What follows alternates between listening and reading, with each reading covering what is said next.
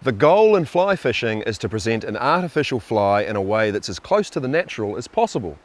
The challenge is that naturals don't have a 12-foot leader and 30-foot fly line connected to them. And therein lies the problem. The thing that's going to give us away every time is drag. In moving water, current pulls the line, which in turn moves the fly. Now it's this totally unnatural dragging, skating movement that is going to put fish down and put them off the feed.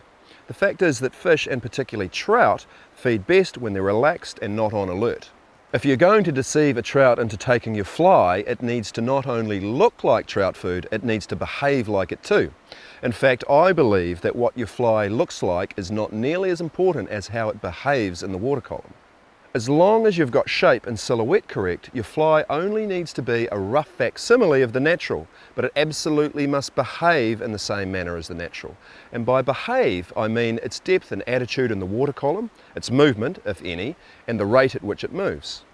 Many anglers spend far too much time looking for a fly with some magical fish catching qualities, when in fact they should be focusing on their fly cast. If you take a look at our prodigious fly tying tradition, there must be literally tens of thousands of flies out there. Now they all catch fish, or they have for someone at some time, so just choose a few and get on with it.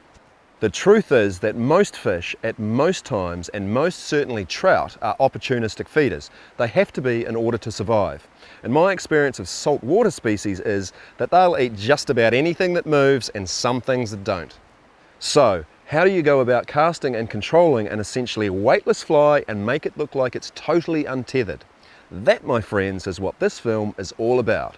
Getting some slack into the system and achieving a drag-free drift. So let's get on with it.